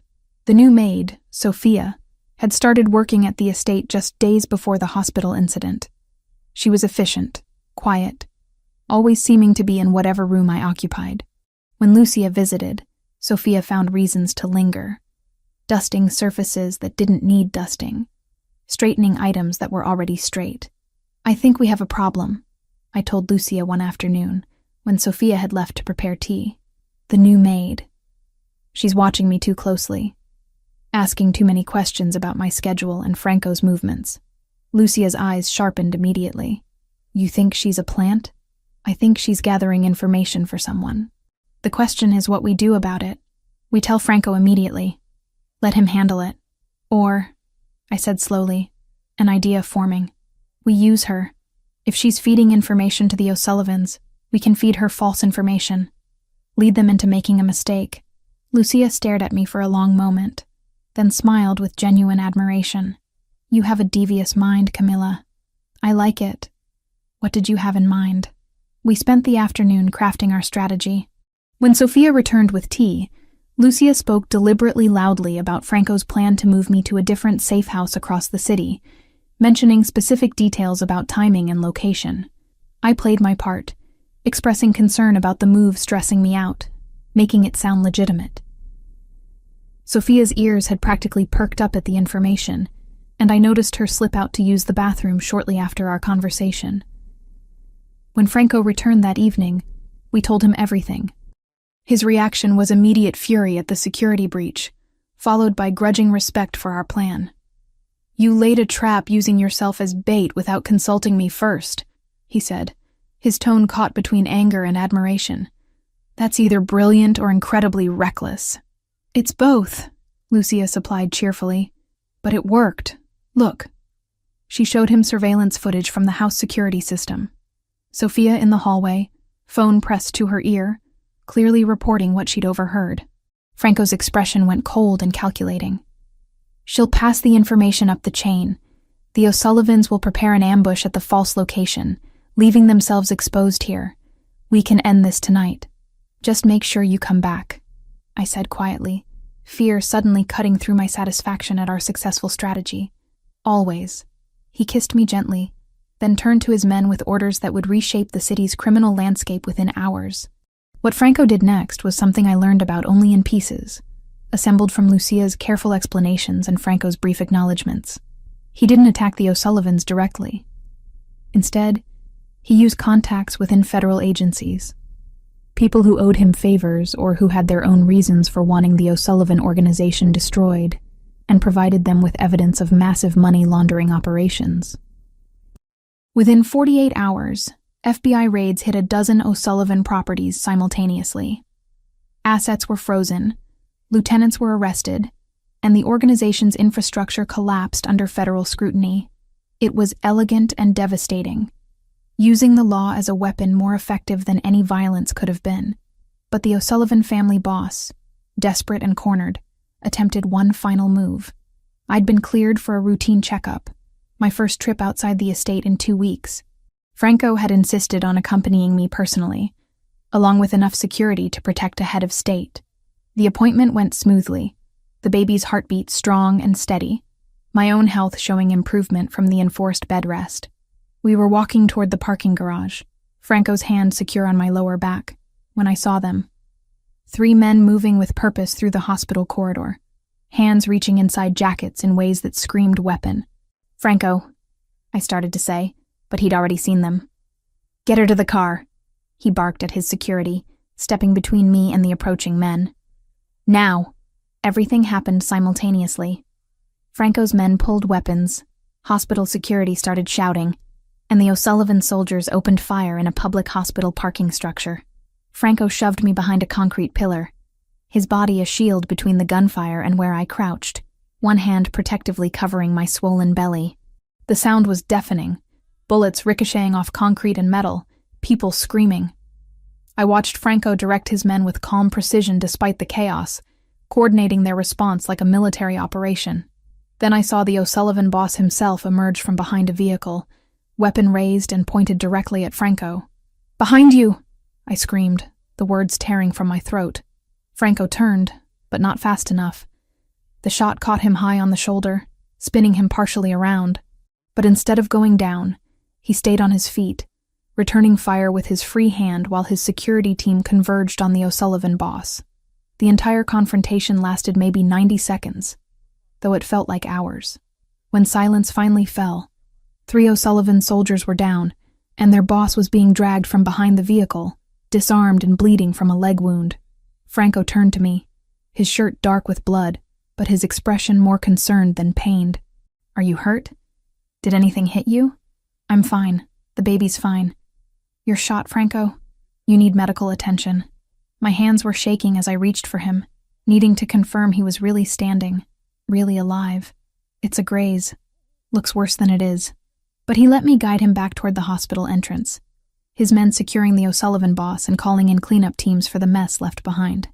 In the emergency room, while a doctor cleaned and bandaged Franco's shoulder wound, I sat beside him holding his uninjured hand tight enough to hurt. "You could have been killed. You stepped directly into the line of fire. I'd do it again, every time without hesitation." His dark brown eyes held mine. "You and our daughter are my life now, Camilla. Everything else is secondary." The O'Sullivan boss was taken into custody by Franco's people, not the authorities. What happened to him after that, Franco never told me, and I didn't ask. I knew enough about his world to understand that some questions were better left unvoiced. What mattered was that within days, The O'Sullivan organization had been completely dismantled. Its leadership either in federal prison or disappeared. Its territory absorbed by Franco's allies. The threat was over. We were safe. Back at the estate that night, Franco found me in the nursery, standing at the window watching the grounds below. His injured shoulder was immobilized in a sling, a reminder of how close we'd come to tragedy. "You impressed me today," he said, coming to stand beside me. "The trap you set with Lucia, your tactical thinking. You'd make a good strategist in this business. I'll stick to architecture, thanks. Less chance of getting shot." But I leaned into him carefully, mindful of his injury. "Is it really over? Can we finally have some peace?" "For now, yes. There will always be other threats, other rivals, but nothing immediate. Nothing that should affect our family directly." His free hand came to rest on my belly. "She's been quiet today, probably traumatized by all the excitement." "I know I am." I covered his hand with mine. "Thank you for protecting us. For stepping between us and those guns without hesitation. There was no choice to make. You're everything, Camilla. You and her. The rest of it. The business, the territory, the power. None of it matters if I lose you." He pressed a kiss to my temple.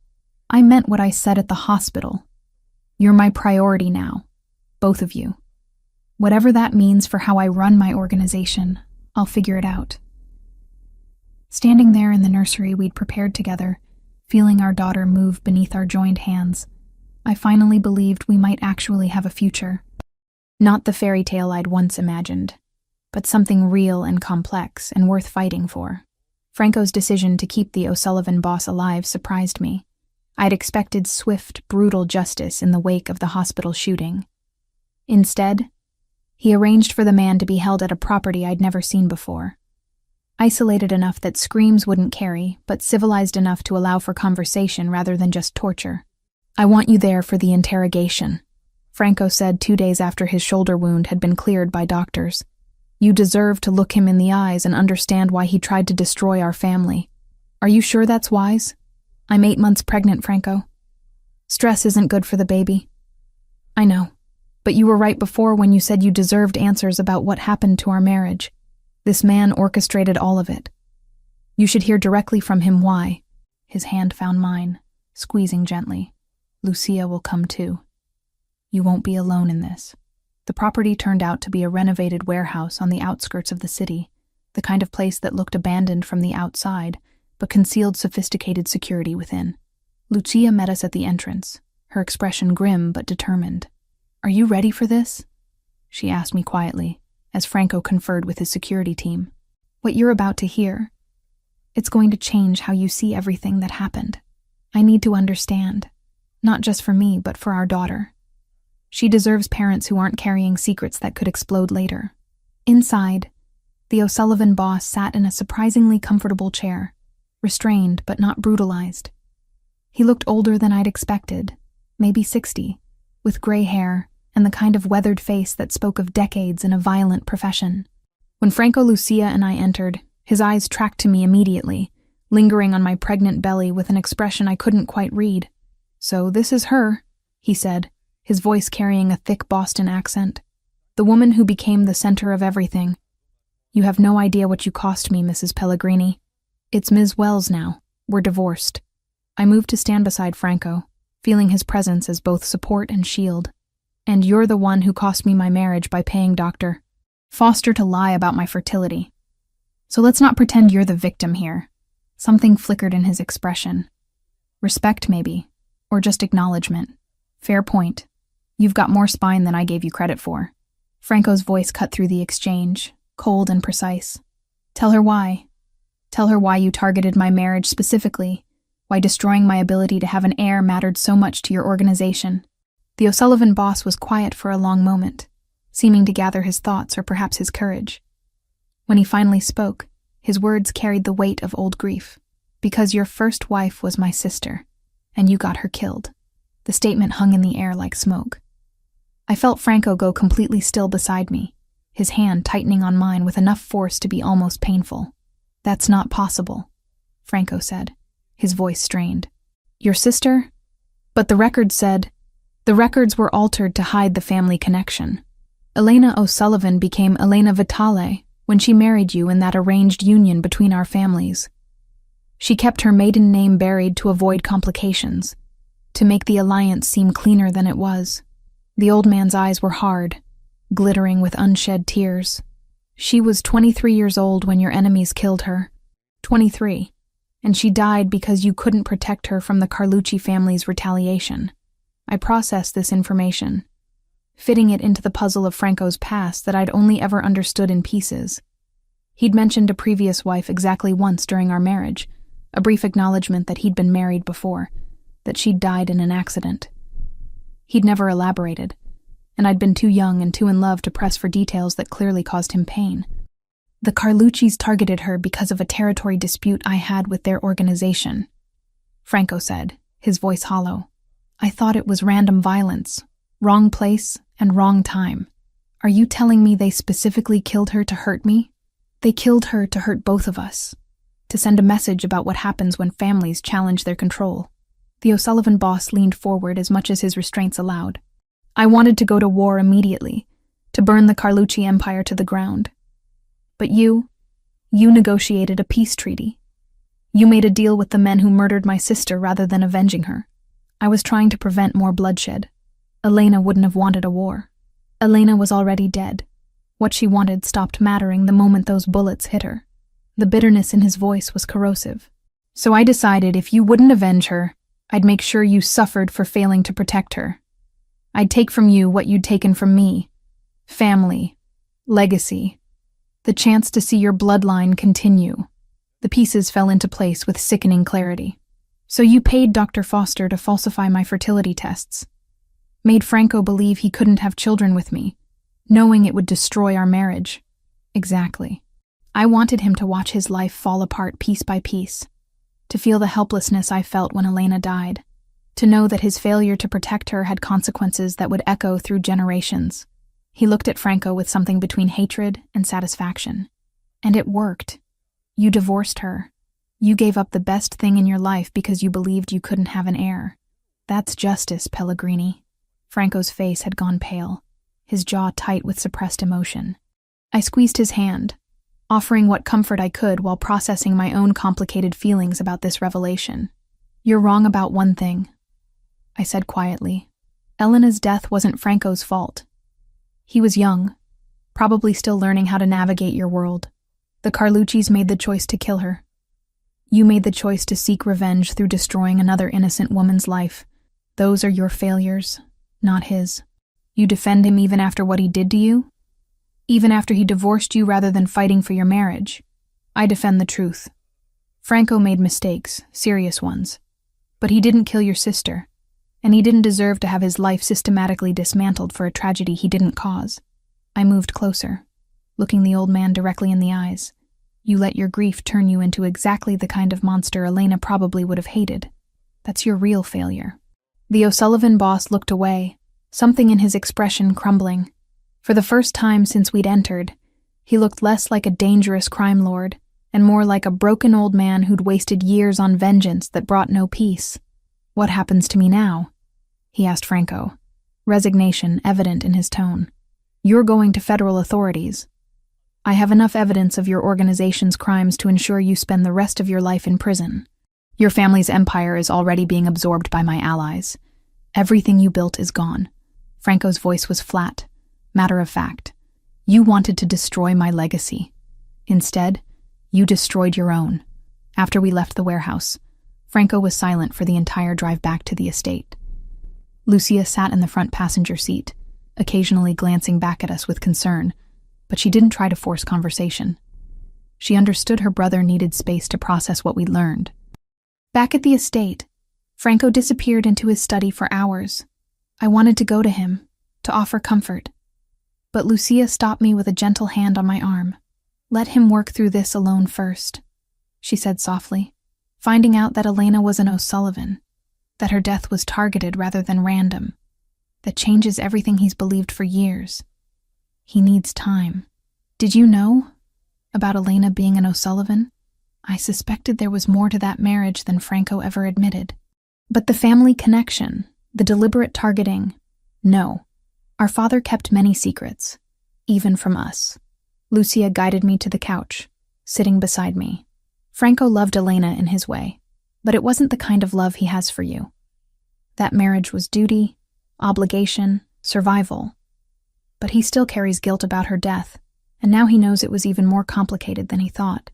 When Franco finally emerged from his study near midnight, I was still awake, sitting in the nursery and folding tiny clothes we'd received from Lucia's recent shopping expedition. He stood in the doorway, watching me for a long moment before speaking. I should have told you about Elena, about that whole part of my life. You told me what you were ready to share. I never pressed because I could see it hurt you. I set down the onesie I'd been folding. But now I understand why our fertility issues hit you so hard. It wasn't just about family expectations or producing an heir. It was tied to losing Elena, to feeling like you'd failed her, and now you were failing me, too. I failed both of you. I let Elena die, and I let you go when I should have fought harder to keep you. He moved into the room, kneeling beside my chair despite the awkwardness of the position with his injured shoulder. I don't know how to make up for that, Camilla. I don't know how to be the man you deserve. You start by being honest, by sharing the difficult parts instead of carrying them alone, by letting me be your partner in all of it, not just the good moments. I cupped his face in my hands, feeling the slight stubble on his jaw. And you stop measuring yourself against impossible standards. Elena's death wasn't your fault. Our divorce was mutual failure, not just yours. We move forward from here, not backward. I want to marry you again. The words came out rushed, urgent, before the baby is born. I want us to be a family officially, legally, in every way that matters. Not because of obligations or expectations, but because I love you, and I can't imagine my life without you in it. Looking into his dark brown eyes, seeing the vulnerability he so rarely showed, I made my decision. Yes, but on my terms this time. Small ceremony, just family and close friends. No spectacle, no political alliances, just us making promises to each other. Whatever you want, however you want it, I'll give you anything, Camilla. I just want you. Present, honest, committed to being a real partner. That's all I've ever wanted. The ceremony took place 1 week later in the estate's garden, where late summer flowers bloomed in riotous color. 20 people attended. Lucia and her husband, a few of Franco's most trusted associates, my former boss Marcus, who'd become a genuine friend, and Dr. Mitchell, who'd guided us through the complicated pregnancy. We'd written our own vows, standing under an arch of white roses as the late afternoon sun cast everything in golden light. Franco went first, his voice steady despite the emotion I could see in his eyes. Camilla, I spent years believing that strength meant control, that protecting you meant making decisions for you rather than with you. I was wrong. Real strength is vulnerability, is trusting you enough to share my fears and failures.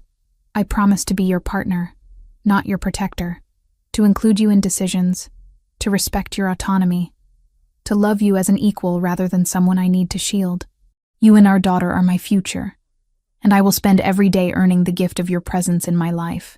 My own vows came through tears I didn't bother hiding.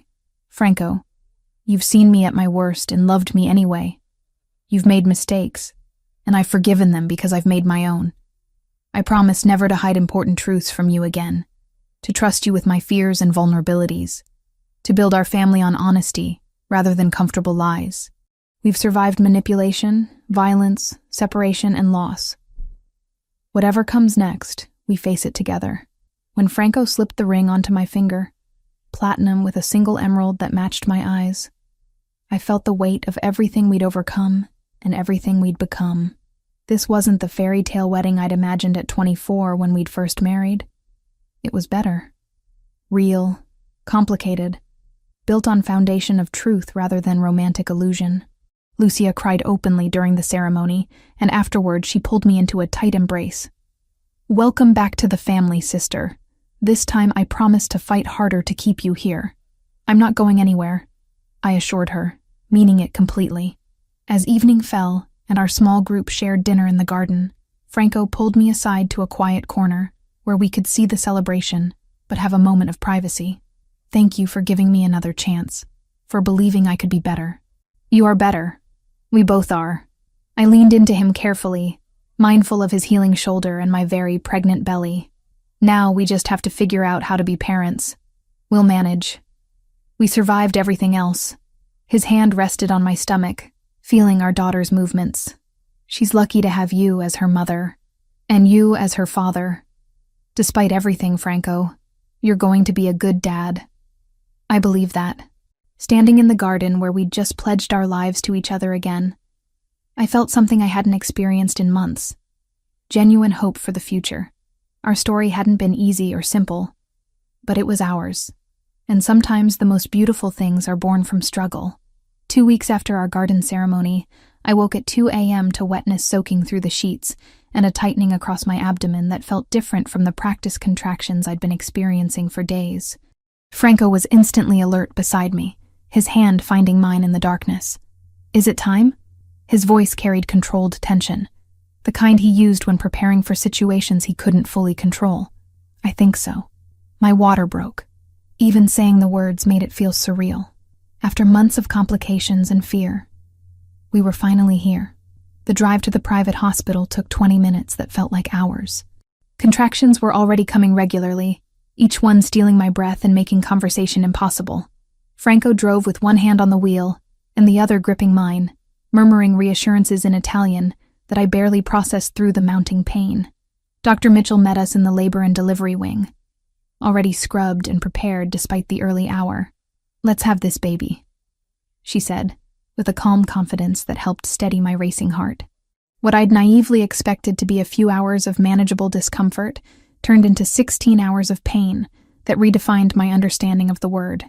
The contractions built in waves, each one cresting higher than the last, leaving me gasping and exhausted in the brief respites between. We can give you an epidural, Dr. Mitchell offered during hour 4, when I was gripping the bed rails hard enough to leave marks. It would help manage the pain significantly. No. The word came out sharper than intended. I've read about complications, about the baby being affected. I can do this naturally. Franco, who'd been standing beside the bed holding my hand through every contraction, leaned down to press his forehead against mine. Camilla, if you need pain relief, take it. Don't suffer unnecessarily to prove something. I'm not trying to prove anything. I just need to know she's safe, that nothing I do affects her negatively. Another contraction hit, and I squeezed his hand with brutal force, channeling the pain into that grip. Just stay with me. Don't leave. Never. I'm here for all of it. And he was. Through every agonizing hour, every scream of frustration when my body wouldn't cooperate, every moment when I swore I couldn't do this anymore, Franco stayed anchored beside me, translating medical terminology when my exhausted brain couldn't process it, wiping sweat from my face, letting me grip his hand hard enough that I saw his fingers turn white. Around hour 12, when my energy was flagging and tears of exhaustion streamed down my face, he climbed onto the bed beside me despite nurses' protests about regulations. His arms wrapped around me from behind, supporting my weight, his voice a constant murmur in my ear. You're the strongest person I've ever known. Our daughter is so lucky to have you as her mother. Just a little longer, amore. You can do this. Lucia arrived at hour 14, bringing Franco coffee and fresh clothes he didn't have time to change into. She stayed in the waiting area, giving us privacy, but sending messages of encouragement through the nurses. Tell my sister-in-law she's amazing, and I can't wait to meet my niece. Finally, at 4:37 in the morning, after one last monumental push that felt like it would split me in half, I felt the pressure release and heard the most beautiful sound in the world, our daughter's first cry. She's here, Dr. Mitchell announced, lifting a tiny, screaming, perfect human onto my chest. 7 pounds, 7 ounces. Absolutely perfect. I couldn't see her clearly through my tears, could only feel the warm weight of her against my skin, the reality of this life we'd created. Franco leaned over both of us, his own face wet with tears he made no attempt to hide. She's beautiful, he whispered, his voice breaking. She's absolutely perfect, Camilla. When Dr. Mitchell offered him scissors to cut the umbilical cord, his hands trembled visibly. I watched the most dangerous man in Manhattan cry openly while severing the physical connection between me and our daughter, officially bringing her into the world as her own person. Sophia Elena Pellegrini, I said, naming her aloud for the first time. Sophia for my mother, Elena for yours. Franco's eyes met mine, emotion making them darker than usual. She would have loved that. Both of them would have. The nurses took Sophia briefly to clean her and perform necessary checks, returning her swaddled in a soft pink blanket with a tiny knit cap covering dark hair that looked exactly like Franco's. I held her against my chest, studying every detail of her face, the delicate features, the rosebud mouth, the way her tiny hand wrapped instinctively around my finger. "You did it," Franco said, sitting beside the bed and wrapping his arm around both of us. "You brought our daughter into the world. I've never been more in awe of anyone in my life." Lucia was allowed to visit once I'd been moved to a recovery room, and she burst into tears the moment she saw Sophia. "She's gorgeous. Look at those cheeks. And she has Franco's coloring, but your face, Camilla." She held our daughter with practiced ease, cooing in Italian while Sophia slept peacefully. "I'm going to spoil this little girl absolutely rotten. You'll have to get in line behind her father," I said, watching Franco watch his sister hold his daughter with an expression of such tender protectiveness. It made my heart ache. The first weeks home proved more challenging than I'd anticipated. The night nurse Franco had hired lasted exactly 3 days before I dismissed her, needing to feel capable of caring for my own child, despite the exhaustion threatening to pull me under. "You don't have to do this alone," Franco argued when I sent the nurse away. "There's no shame in accepting help." "I know. But I need to learn her, Franco. Her cries, her needs, her patterns. I can't do that if someone else is handling the night shifts." He accepted my decision without further argument, but he didn't leave me to struggle alone. Instead, he took over responsibilities I hadn't asked him to assume. At 3:00 a.m., when Sophia woke screaming, Franco would be the one to change her diaper while I prepared to nurse, his large hands surprisingly gentle with the tiny snaps and fasteners. Breastfeeding proved harder than any book had prepared me for. Sophia would latch incorrectly, both of us ending up frustrated and crying. Franco sat with me through those difficult sessions, offering water and encouragement, researching solutions on his phone when Dr. Mitchell's advice didn't quite work. "We could supplement with formula," he suggested, after a particularly difficult night. "Just until you both figure this out. One more day. Let me try one more day." My stubbornness was probably making things harder, but I couldn't shake the feeling that I needed to provide this for our daughter. The breakthrough came at 4:00 a.m. on day 6, when Sophia finally latched correctly and actually fed. I cried from relief while Franco sat beside us, his hand resting on my shoulder. "You're amazing," he said quietly. "The determination, the patience, the way you refuse to give up even when it's hard. Sophia is going to learn so much from watching you." I discovered sides of Franco I'd never witnessed during our marriage. He sang Italian lullabies in a surprisingly good voice while walking Sophia through the house when she refused to sleep. He mastered the baby swing mechanics with the same focus he applied to business negotiations. He could change a diaper faster than I could, having apparently studied technique videos until he achieved optimal efficiency.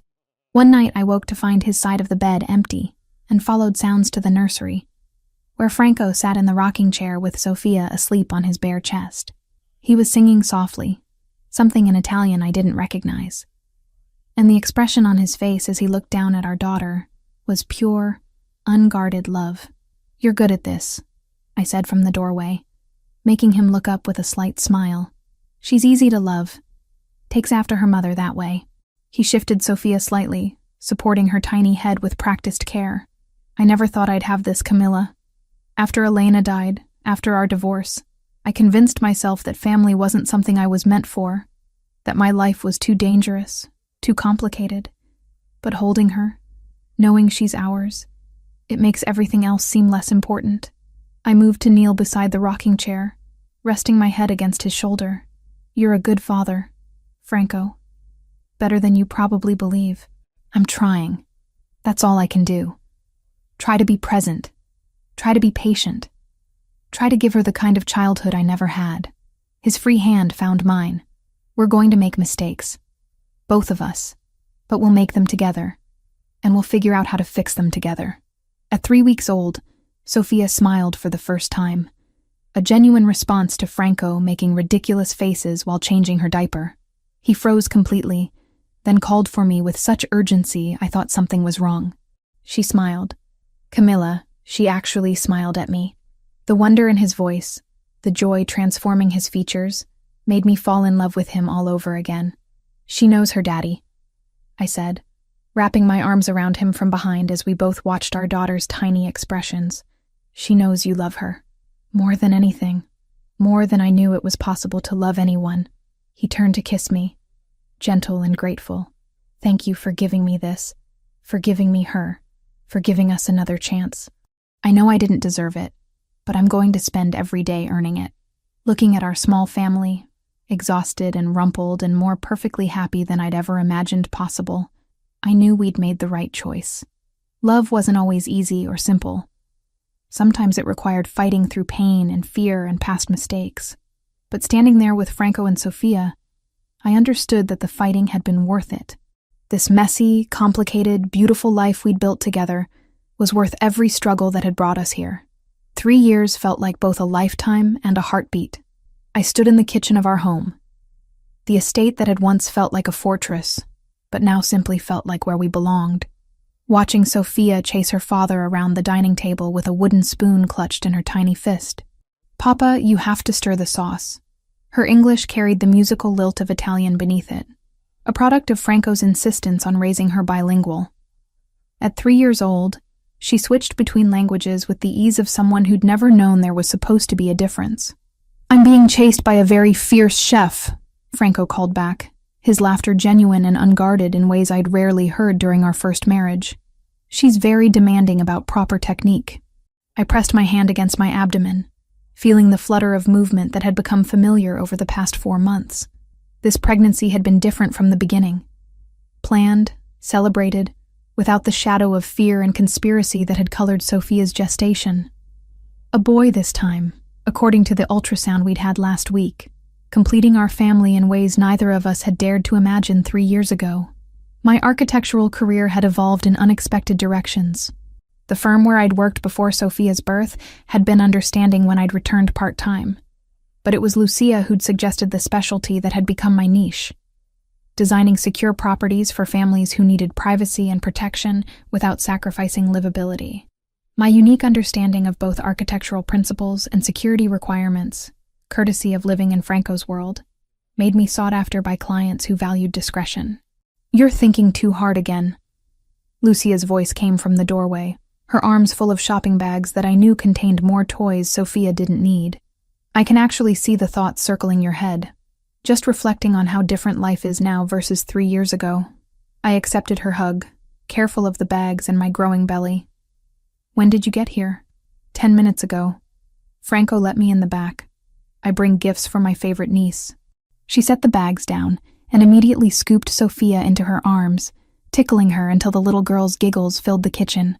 "And how is my beautiful goddaughter today?" "Zia Lucia." Sophia wrapped her arms around Lucia's neck. "Papa is making carbonara and I'm helping." "I can see that. You're covered in flour." Lucia brushed white powder from Sophia's dark curls, the same shade as Franco's. "Should we let your papa finish cooking while you show me the new drawings you made?" As Lucia carried Sophia toward the playroom, Franco moved to stand beside me at the counter where I'd been attempting to prepare a salad. His hand came to rest on my belly, a gesture that had become habit over the past months. "She's got your determination," he said, pressing a kiss to my temple. "And probably your talent, based on those drawings Lucia mentioned. The one she made yesterday was actually architecturally sound, which is impressive for a 3-year-old. She's got your intensity. Have you noticed how she studies things before deciding how to approach them? That's pure Franco Pellegrini strategic thinking." I leaned into him, comfortable in ways our first marriage had never quite achieved. "How was the meeting today?" Franco's business operations had shifted dramatically over the past 3 years. The criminal enterprises that had once been his primary focus had been gradually divested, sold to allies, or simply shut down. In their place, legitimate investments had grown. Real estate development, import companies that actually imported legal goods, a private security firm that employed former military personnel and provided protection services to corporations and high-net-worth individuals. Profitable and completely legal, he said with satisfaction. The security consulting contract we landed with the Henderson Corporation is going to be significant. They need comprehensive protection for their executives and facilities across 3 states. No regrets about walking away from the other life? He was quiet for a moment, considering the question seriously. Some days I miss the simplicity of it, the clear hierarchies, the straightforward problem-solving that violence provided. But then Sophia calls me Papa, or I feel our son moving, or I wake up next to you, and I remember why I made these changes. His hand tightened slightly on my belly. This family is worth more than any empire I could have built in that world. The transition hadn't been seamless. Some of Franco's former associates had viewed his pivot to legitimate business as weakness or betrayal. But his reputation, carefully maintained through strategic alliances and selective demonstrations of the capacity for violence he still possessed, kept most challenges at bay. He was no longer actively leading a criminal organization, but everyone understood that Franco Pellegrini remained dangerous when necessary. Dinner that evening was chaotic in the best possible way. Sophia insisted on sitting in her booster seat between Franco and me, narrating her day in a mixture of English and Italian that required constant translation for the parts that became too rapid or complex. Lucia sat across from us, contributing stories about her own 3-year-old son, making Sophia giggle with exaggerated impressions. Cousin Alessandro and I are going to build a castle, Sophia announced seriously. A big one with towers and a moat. That sounds like an ambitious project, I said, helping her cut her pasta into smaller pieces. Will you design it first? Yes, like you do, Mama. I'll draw pictures and then we'll build it. She turned to Franco. Papa, you'll help, right? Of course. Every good castle needs proper structural support. His face was soft with affection as he watched our daughter plan her construction project. After dinner, while Franco handled Sophia's bath time routine, Lucia helped me clean the kitchen. We worked in comfortable silence for a while before she spoke. You know, when Franco told me he was divorcing you 3 years ago, I wanted to shake him until his brain reset. I could see what he was doing, sacrificing his happiness because he thought it was noble or necessary or whatever rationalization he'd constructed. She rinsed a plate, shaking her head. But watching you two now, seeing how you've rebuilt this relationship on different foundations, it's actually stronger than before. We had to destroy it completely before we could build something real, I said, loading dishes into the dishwasher. The first marriage was built on romance and passion, but we never really communicated about the hard things. This time, we don't have that luxury. Everything is out in the open, including the fact that you're terrified of having a boy. I looked at her sharply. How did you know that? Because I know you. And because raising a son in Franco's world, even the legitimate version of it, comes with different pressures than raising a daughter. She dried her hands, turning to face me fully. But you're going to be an amazing mother to him, just like you are to Sophia. And Franco, he's learned so much from being Sophia's father. He'll teach your son how to be strong without being cruel, how to command respect without demanding fear. I hope you're right. I am. Trust your sister-in-law. She hugged me tightly. Now I'm going to say goodnight to Sophia and head home. Alessandro is probably driving his father crazy by now. After Lucia left, I found Franco in Sophia's room, reading her a bedtime story in Italian. Our daughter was already drowsy, her eyes heavy as she fought sleep to hear the end of the tale. I leaned against the doorframe, watching this nightly ritual that Franco never missed despite business obligations or exhaustion. When Sophia finally surrendered to sleep, Franco tucked her blanket around her carefully and pressed a kiss to her forehead. Sogni d'oro, piccola, he whispered. Sweet dreams, little one. In our own bedroom later, Franco pulled me against him carefully, mindful of my pregnant belly. What were you and Lucia discussing so seriously in the kitchen? The future, our son, whether we're ready for this. I turned in his arms to face him. Are we? Ready for another baby? Another person to love and protect and guide through this complicated world you're part of? No one is ever truly ready, but we'll figure it out together, just like we figured out everything else. His hand traced patterns on my back, soothing and familiar. I'm not the same man who divorced you, Camilla. That version of me believed he had to control everything, had to make all the decisions, had to shoulder all the burdens alone. This version understands that strength comes from partnership, from trusting you to help carry the weight. You really have changed. The old Franco would never have admitted uncertainty or vulnerability. The old Franco was lonely and convinced that admitting weakness would get him killed. This Franco has too much to live for to waste energy on pretending to be invincible. He shifted to cradle my face in his hands. I love you. I love our daughter. I already love our son. Everything else is secondary to protecting and nurturing this family we've built. Sleep came easily that night, wrapped in Franco's arms with our daughter safe in the next room, and our son growing steadily within me. The nightmares that had plagued me during our separation, the anxiety that had colored Sophia's pregnancy, all of it had faded into memory.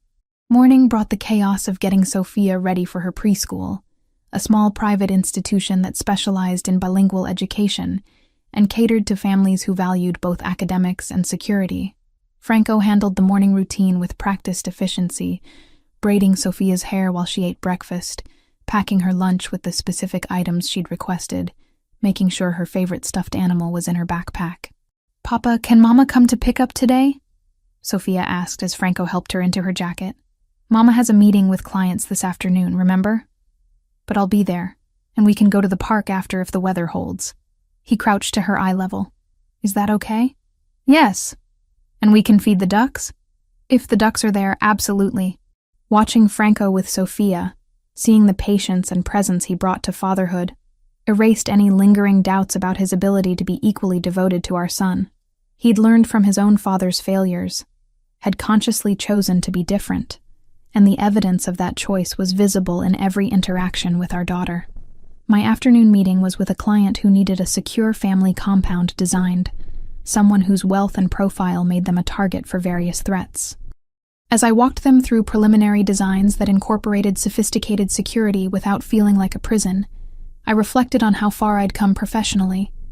This career, built from the ashes of my previous life, felt more meaningful because it helped families stay safe without sacrificing quality of life.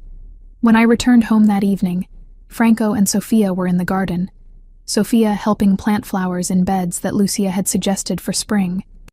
She was more dirt than child, her clothes filthy and her face smudged, but her laughter was pure joy. "Mama, look what we planted!" She ran to me, leaving muddy footprints across the patio. "Papa says they'll be pink and purple when they grow. They'll be beautiful, just like you, even covered in dirt." I scooped her up despite my growing belly, accepting the muddy hug she offered. Franco appeared beside us, his own hands dirty from gardening. I was going to hose her off before bringing her inside. Let her be dirty for a few more minutes. She's happy. I watched our daughter run back to the flower bed, already planning where the next plant should go. This is what I wanted for her. Normal childhood moments, even if nothing else about our life is conventional. "We've built something good here," Franco said quietly, his arm wrapping around my shoulders. Despite everything that tried to destroy it, we created a family based on honesty and partnership. That's more than most people achieve. That night, after Sophia was bathed and fed and tucked into bed, Franco made carbonara while I documented the moment with my phone camera. Sophia had insisted on helping, despite being clean, and within minutes she'd gotten flour everywhere again, including in her father's dark hair. "She's your daughter," I laughed, capturing Franco's expression of mock exasperation as Sophia dumped another handful of flour onto the counter. Determined and completely oblivious to mess. "She's perfect," he corrected, lifting her to sit on the counter where she could watch him work. Just like her mother. Later, after Sophia had been cleaned up again and convinced to go to bed, Franco and I sat in the living room with glasses of wine for him and sparkling water for me. The house was quiet, peaceful in ways that had seemed impossible during the chaos of our separation. "Do you ever regret giving me another chance?" Franco asked suddenly, his dark eyes searching my face. "Taking me back after everything I put you through?" "Never. Not once." I took his hand, squeezing firmly. "Was it easy?" "No." "Did I forgive you immediately?" "Absolutely not. But choosing to rebuild with you, choosing to let you be present for Sophia and for this new baby, That's the best decision I've made. We're not the same people who got divorced, Franco. We're better versions, built from the lessons of our mistakes.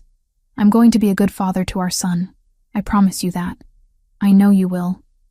You're already an incredible father to Sophia. Our son will be just as lucky. I shifted to rest my head on his shoulder. We've survived everything that tried to tear us apart. Medical fraud, criminal conspiracies, car bombs, hospital shootings, all of it. Whatever comes next, we handle it together. Together, he echoed, pressing a kiss to my hair. Always together. Looking around our home, at the family photos on the walls showing Sophia's first smile, her first steps, Lucia holding her goddaughter with pride, Franco covered in cake at Sophia's first birthday party, I understood that we'd achieved something rare. Not a fairy tale where everything was perfect, but a real partnership built on truth and mutual respect. Our family wasn't conventional. It was complicated, built from the ashes of pain and mistakes, strengthened by honesty that had been painfully earned, but it was ours. Messy, imperfect, and absolutely worth every struggle that had brought us here, and that made all the difference.